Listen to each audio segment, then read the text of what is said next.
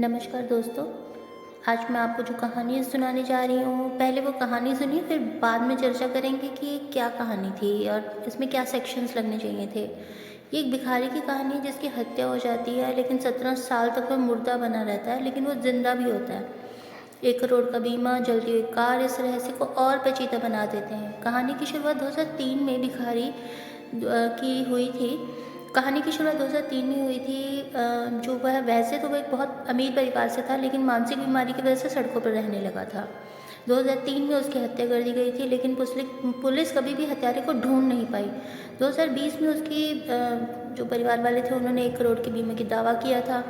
Police को शक होने पर जांच जारी की गई और जांच में पता चला कि वो एक नकली भिखारी को मारकर 1 करोड़ रुपए का बीमा दावा करने की योजना बनाई गई थी। अब यहाँ सवाल इस कहानी में निकलकर जो सामने आया वो यह था कि इतनी लंबी साजिश कैसे रची गई, इतने सालों तक हर कोई चुप कैसे रहा, पुलिस को शक क्यों नहीं हुआ। वैसे इस कहानी ने पूरे देश को हिलाकर रख दिया था और पुलिस की कार्यप्रणाली पर भी कई तरह के सवाल उठाए गए थे। और क्या थी यह पूरी कहानी, अब ध्यान से सुनिए। इस पूरी वारदात को अंजाम देने के लिए 21 साल पहले एक साजिश का जन्म हुआ था। इस साजिश का पहला हिस्सा था मासूम बच्चा, जो 18 साल की उम्र तक बालिग होने तक उसका इंतज़ार किया गया कि वो बालिग हो जाएगा। फिर 4 साल तक लगातार उसकी इंश्योरेंस पॉलिसीज़ करवाई गई। जब वो 28 साल का हो गया तो एकदम एक अचानक उसकी मृत्यु हो गई। मौत का जो कारण बताया गया था वह था जलती हुई कार में एक्सीडेंट की वजह से इंसान की मौत हो गई। और जो लाश मिली उसमें सिर्फ हड्डियों का ढांचा ही बचा था और इस वजह से उसकी पहचान नहीं हो पाई। अंतिम संस्कार उसमें कर दिया गया और इस मौत के बदले से बीमा कंपनी को 1 करोड़ रुपए के क्लेम के लिए कहा जाता है। पहले 80 लाख के क्लेम की बात होती है, फिर बाद में कोई 95 लाख के आसपास का क्लेम के लिए होता है। क्योंकि इसमें पहले देरी हो गई थी तो ऑलमोस्ट 1 करोड़ के आसपास का क्लेम बनता था। जो इसके लिए क्लेम किया गया, वक्त निकलता चला जा रहा था, धीरे धीरे 2 साल 3 साल निकल गया और 17 साल निकल गए। तभी अचानक एक दिन वो शख्स जो था वो जिंदा मिलता है और दुनिया की नज़रों में जो 17 साल पहले मर चुका था। अब ये कैसे हुआ, इसमें क्या किसकी लापरवाही थी, पुलिस की लापरवाही थी या नहीं थी, कि किसका शातिर दिमाग था, किसी को जिसने अपने बेटे को क्रिमिनल बना दिया और उसको मुर्दा साबित करने के लिए वो लेकिन बाद में जिंदा साबित हुआ। अब इसमें किसका क्रिमिनल माइंड यूज़ हुआ और क्या था पूरा किस्सा, देखिए। कहानी कुछ इस तरह से शुरू होती है कि 1 अगस्त 2006 को एक पुलिस को एक खबर मिलती है कि आगरा लाल किले के पास एक कार किसी खंभे से टकरा गई और उसमें आग लग गई, जिसकी वजह से जो कार चालक था वो गाड़ी में ही फंस गया और उसकी गाड़ी में ही जलकर मौत हो गई। उस इंसान की पहचान नहीं हो पाई क्योंकि सिर्फ उसके हड्डियों का ढांचा ही बचा था। लेकिन कार का नंबर प्लेट जो दिख रहा था, उस नंबर प्लेट की जाँच हुई तो उसमें पता लगा कि भाई यह कहाँ का बनता है और ये किसके नाम पे अलॉटेड थी गाड़ी। तो उसमें निकला कि कोई अनिल कुमार थे जो गाज़ियाबाद के रहने वाले थे। अनिल कुमार के पिताजी थे जिनका नाम था विजय पाल। उनसे संपर्क किया तो कार को देखते रोने धोने लगे, पूरी तरह से बताने लगे पुलिस को कि यह मेरा बेटा था जिसका नाम अनिल कुमार था। हम लोग कपड़े के व्यापारी हैं, कपड़े का लेना देना जब होता है तो यहाँ से सामान एक जगह से दूसरी जगह जाना पड़ता है गाड़ी में, और गाड़ी का इस्तेमाल करते हुए ज़्यादातर आगरा जाना पड़ता है। इस वजह से रास्ते में शायद कोई ऐसा एक्सीडेंट हुआ जिसकी वजह से ये सब कुछ हुआ। उन्होंने वैसे किसी आपसी रंजिश या दुश्मनी से बिल्कुल इनकार कर दिया कि हमारी किसी के साथ कोई लड़ाई झगड़ा या रंजिश नहीं थी, पर उन्होंने सिर्फ इसी बात को यही बोला कि ये महज एक हादसा था, इससे ज़्यादा कुछ नहीं। अब तो पुलिस भी इसके ऊपर थोड़ी बहुत जो कार्रवाई बनती थी पर थोड़ी बहुत कार्रवाई करी। उसके बाद उन्होंने ज़्यादा इंटरेस्ट जनरेट ही नहीं किया होगा। ठीक है भाई, एक एक्सीडेंट हुआ है, कार जल के राख हो गई, जो बंदा था वो भी सेंट्रल लॉक लग गया होगा, इस वजह से अभी आदमी बेहोश हो गया होगा अंदर और वो बेहोशी की वजह से बाहर नहीं निकल पाया होगा, इस वजह से बेचारा मर गया। यह सब कुछ उन्होंने मीडिया के सामने भी थोड़ा बहुत बता दिया। इसके बाद इस केस को ऑलमोस्ट उन्होंने बंद कर दिया। ये कहा कि भाई केस के अंदर 17 साल के बाद 31 जुलाई 2000 को 17 साल बीत चुके थे इस केस को। उसके बाद एक नया मोड़ आता है जिसमें क्या होता है कि राजकुमार चौधरी को इस हिरासत में ले लेती पुलिस और उसे कुछ इंक्वायरी करती है, जो अहमदाबाद के मोहन नगर में कॉल का रहने वाला था, शादीशुदा आदमी था, 2 बच्चे भी थे। जब जांच पूरी हुई तो पता चला कि वह कोई और नहीं बल्कि वो मुर्दा इंसान है जो 2006 में पुलिस की फाइलों में मर चुका था।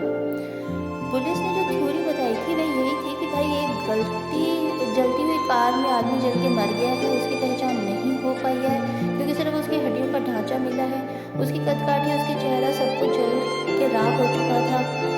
वैसे तो वह इंसान जो था उसकी पुलिस ने पकड़ा था वो राजकुमार को, इस समय जो उसकी उम्र थी 39 साल के आसपास थी। गुजरात के Aadhaar card, driving licence, PAN card और उसके सरकारी कागजात मिले जो पिता के नाम पर। वह विजयपाल ने उसको बताया कि विजयपाल की जगह अब उसके पिता का नाम था विजय कुमार चौधरी।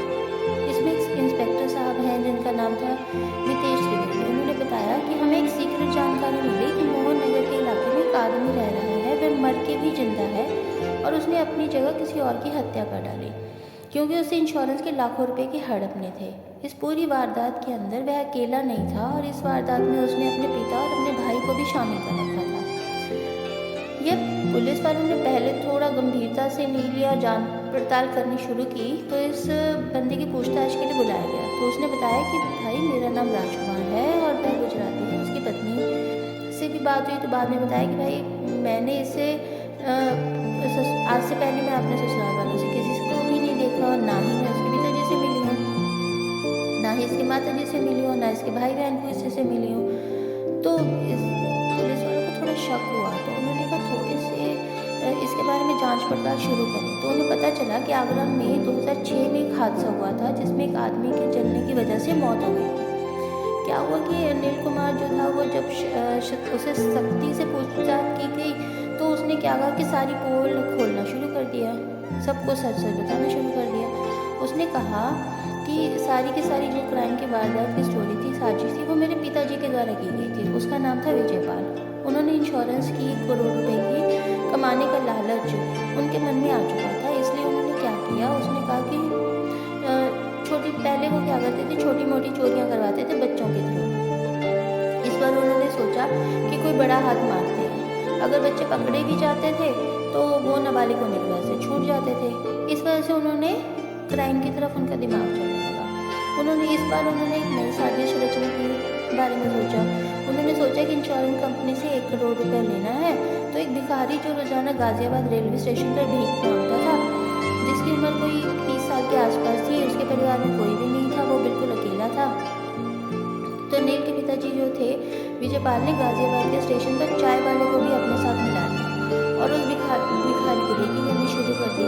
वो भिखारी क्या करता, क्या नहीं करता, कहाँ रहता, कौन कौन थे उसके परिवार में, सब कुछ पता कर लिया और उसको अपने साथ मिला लिया। भिखारी को बोला कि तेरे को अच्छा खाना खिलाएंगे, तेरे को अच्छी अच्छी गाड़ियों में घुमाएंगे। उसको नोएडा होते हुए आगरा की तरफ ले गए। वहाँ पर आगरा में गए घुमाने के बाद उसको एक ऐसी जगह पर गाड़ी रोकी जो बिल्कुल सुनसान सा एरिया नज़र आया। उन्होंने क्या किया, उसी जगह को चूज़ कर लिया और उसके खाने के अंदर कुछ ऐसी दवाइयाँ मिला दी जिसकी वजह से उसे नींद आ गई, वो बेहोश हो गया। फिर उन्होंने बिजली के खंभे के पास जाके अपनी गाड़ी का एक्सीडेंट कर दिया। जो ड्राइवर सीट पे थी गाड़ी उस जगह पे भिखारी को बिठा दिया जो बेचारा पहले ही बेहोशी की हालत में था। अंधेरा हो चुका था, वहाँ पे अंधेरे का समय उन्होंने चुना था। उसके बाद उन्होंने पेट्रोल डाल के उस गाड़ी को आग लगा दी और खुद गाड़ी से बाहर निकल गए। सारी की सारी जल के राख हो गई। इस वारदात में जो बाप बेटा थे वो तुरंत उस जगह से निकल गए। जो विजयपाल थे, जो फादर थे, जो लड़के का जो बाप था वो ग्रेटर नोएडा के लिए निकल गया और जो बेटा था वो गुजरात के लिए निकल गया। बाप ने बेटे को मरा हुआ साबित कर दिया कि भाई मेरा बेटा तो मर चुका है। अब इस केस की कार्रवाई शुरू हुई तो अहमदाबाद क्राइम ब्रांच जो पुलिस की टीम थी जब ग्रेटर नोएडा पहुंचती है तो पुलिस जो जिस गाँव में रह रहा था पिता, वो पारसौल गांव था। वहां जाकर जब पुलिस ने पूरे घर का मुआयना किया तो पता लगा कि विजयपाल और उसका भाई दोनों फरार हो चुके हैं। इस वक्त उनको एक फाइल मिलती है जिसके ऊपर लिखा हुआ था अनिल के केस से जुड़े हुए कागजात, जिससे पता लगता है कि पूरी फाइल को अच्छे से खंगाल लिया गया था। ये कहानी जो साजिश थी वो 21 साल पहले रची गई थी। तो 18 साल से पहले उसके पिता ने क्या किया, उसके नाम से 4 पॉलिसियाँ ले ली थी 20-20 लाख की।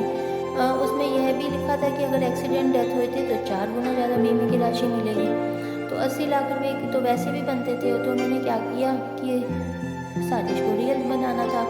अब वो 4 साल तक इंश्योरेंस का प्रीमियम भरते रहे और 1 साल तक 85,000 रुपये के आसपास प्रीमियम को भरा। उन्हें लगा कि ऐसा करने से 45 लाख का तो प्रीमियम भर देते हैं। क्योंकि इसके बाद तो कई गुना ज़्यादा अवार्ड मिलने वाला था इन बीमे की पॉलिसी के। तो 2006 में हादसे से कुछ महीने पहले एक नई गाड़ी भी खरीदी, फिर उसका इंश्योरेंस भी करवाया, फिर 10 लाख के आसपास मुआवजा मिल सकता था अगर उस गाड़ी को कुछ होता तो। जब वो मुआवजा लेने के लिए वहाँ गए तो एक बार तो बीमा कंपनी ने क्लेम को रिजेक्ट कर दिया। फिर वो कंज्यूमर कोर्ट भी पहुँच गए तो वहाँ 80 लाख रुपये मांग रहे थे, बाद में कुछ 95 लाख के आसपास मांगने लगे। 10 लाख रुपये और जोड़ लिए उन्होंने। तो कुल मिलाकर 1 करोड़ 5 लाख रुपए के आसपास की साजिश सोची गई। इस सारी साजिश के अंदर जो बड़ी अजीब बात थी वो ये थी कि इस सारी वारदात के बाद आपस में एक दूसरे से मिलने की कोशिश भी नहीं करी, एक दूसरे से फ़ोन पर बात भी नहीं करते थे। अगर मिलना भी होता था तो कोई ऐसा पर्टिकुलर प्लेस रख लेते थे, एक ऐसी जगह रख लेते थे जहाँ पर ये लोग आपस में मिल आते थे। अगर फ़ोन पर बहुत इमरजेंसी में कोई बात करनी होती थी तो किसी न किसी टेलीफोन बूथ का सहारा लेते थे, वहाँ पर जाके बात कर लेते थे या फिर किसी रेलवे स्टेशन पर आकर मिल लेते थे। इस दौरान क्या हुआ कि कभी किसी को फ़ोन ना तो किया, ना मैसेज किया, ना किसी को, इस वजह से किसी को कोई शक भी नहीं होता था। लेकिन आपको कहती हूँ कि ये जो शक है वो लोगों को कैसे हुआ। एक एक्चुअल में क्या हुआ कि लोगों की पकड़ में आया कि क्या हुआ कि अनिल की मौत के बाद अचानक उसके पिता के पास काफ़ी सारा पैसा आने लगा। उन्होंने नया घर भी बना लिया, ज़मीन वगैरह खरीद ली, काफ़ी ज़्यादा पैसा आ गया था। तो लोगों को पता लग गया था कि इंश्योरेंस कंपनी की तरफ से उनके बेटे के मरने की वजह से सारा पैसा मिलना शुरू हो चुका। लेकिन जो विजय पाल था बहुत ही चालाक आदमी था। यह क्या करता था, कई और भी लोगों की बीमा पॉलिसी करवाता और ख़ुद अपने आप को नॉमिनी बना लेता था कि बाई चांस अगर इंश्योरेंस पॉलिसी में किसी की कोई डेथ होती थी, किसी की मौत होती थी तो नॉमिनेशन खुद होने की वजह से सारे पैसे उसको मिल जाएंगे। एक दिन क्या हुआ कि लोगों ने देखा कि रेलवे स्टेशन पर जर्नली जाता है, वहाँ पे बैठता है, किसी न किसी वहाँ पे किसी आदमी से मिलता है। अब कभी ना कभी तो बात किसी की पकड़ में आ ही जाएगी। तो रेलवे स्टेशन पे बात करते हुए कई बार लोगों ने देखा है इसको कि वो भाई अनिल, तो ऐसे शक हुआ कि भाई ऐसे लग रहा है कि जिससे भी मिल रहा है वो अनिल कुमार ही है। तो उसने फर्जीवाड़ा करके पैसे निकलवाए हैं। इसका किसी के साथ प्रॉपर्टी के साथ विवाद चल रहा था तो उन्होंने इस चीज़ की जो इन्फॉर्मेशन थी तो वो पुलिस में रिपोर्ट दर्ज करवा दी कि भाई अनिल कुमार जिंदा है और इसने फ्रॉड करके इंश्योरेंस पॉलिसी के नाम से कई करोड़ों रुपए पैसा ले लिया। वैसे तो पहले तो पुलिस वालों ने इस बात को काफ़ी गंभीरता से नहीं लिया। फिर क्या हुआ कि भाई उन्होंने फर्जीवाड़ा किया है, ऐसी कोई गंभीरता से रिपोर्ट उन्होंने कुछ भी इसको बहुत गंभीरता से नहीं लिया। उस वक्त उन्होंने जो रिपोर्ट बनाई उसमें यही लिखा गया था कि सब इंस्पेक्टर महिपाल सिंह की रिपोर्ट आई जिसमें लिखा था कि सभी आरोपों से जुड़े पुख्ता सबूत नहीं मिले हैं। वैसे हम मानते हैं कि प्रॉपर्टी विवाद में आपसी मतभेद हो सकते हैं, लेकिन 2006 में जब ये बर्निंग कार की घटना हुई थी तो उसमें कोई भी पुख्ता सबूत नहीं मिले थे। तो इस वजह से वो नोएडा पुलिस ने इसके ऊपर कोई एक्शन भी नहीं लिया था। उन्होंने अहमदाबाद की जो पुलिस थी अभी अपनी रिपोर्ट सबमिट कर दी थी और क्राइम ब्रांच थी उन्होंने भी थोड़ा गंभीरता से लिया, पूरे केस का खुलासा किया। अब 17 साल के बाद जो अहमदाबाद की क्राइम ब्रांच थी जब उस भिखारी की मौत का मुकदमा दर्ज कर सकते हैं, हत्या करवाने की कोशिश कर रहे थे तो हत्या का भी केस दर्ज हो सकता है। वैसे तो टीम ने पूरी तैयारी कर ली है कि ये हत्या कैसे हुई है, कैसे नहीं है, क्या साजिश रची गई थी, अनिल कुमार की मौत हुई थी कि नहीं हुई थी, उसके बदले में किसी और इंसान की हत्या कर दी गई थी। इस सारी चीज़ को क्रॉस चेक कर रही है अहमदाबाद पुलिस। अगर उन्हें बीमा कंपनी की तरफ से कोई भी शिकायत मिलती है तो इस संबंधित धाराओं में FIR दर्ज करेगी। और एसीपी अर्चना सिंह ने बताया कि कैसे गंभीरता से लिया जाएगा। देखो अभी पूरी कहानी देख सकते हैं कि एक बाप ने कैसे अपने बेटे को साजिश में शामिल करके उसकी जगह किसी दूसरे इंसान को मारकर बीमे के पैसे से 17 साल तक किसी को पता भी नहीं चलने दिया। ये चीज़ मैं जो चीज़ नोटिस कर रही हूँ वो ये है कि कितना ज़्यादा क्राइम बढ़ चुका है, लोग कितने ज़्यादा दिमाग से काम ले रहे हैं और इनका इंटेंशन सिर्फ और सिर्फ पैसा कमाना था। जैसे मर्जी करके उनको बस एक ही चीज़ की धुन सवार थी कि कैसे मैं पैसा कमाऊँ, चाहे इसमें लोगों को पागल बना या जो मर्जी करूँ, सिर्फ और सिर्फ पैसा कमाना ही मेरा एक्चुअल मोटिव है। इस घटना को पूरे देश को हिला दिया था पुलिस की कार्यप्रणाली पर भी वैसे तो कई तरह के सवाल उठे थे। इस केस के अंदर अभी तक किसी की गिरफ्तारी तो नहीं हुई है। अब देखते हैं कि क्या होगा इसके अंदर, क्या नहीं होगा। अब इसमें कार्रवाई चल रही है। मैं आपसे दोबारा से एक नई कहानी के साथ मिलूँगी, आपको नई रियल लाइफ स्टोरी में शेयर करूँगी। आप मुझे ज़रूर बताना कि ये स्टोरी आपको कैसी लगी, ये कहानी आपको कैसी लगी। अगर आप कोई अपनी कहानी मेरे चैनल पर अपलोड करवाना चाहते हैं तो मुझसे ज़रूर संपर्क करें, मुझे मैसेज करें। मैं आपकी कहानी को अपने चैनल पे ज़रूर अपलोड करूँगी। मुझे सब्सक्राइब ज़रूर करें। आपका बहुत बहुत शुक्रिया।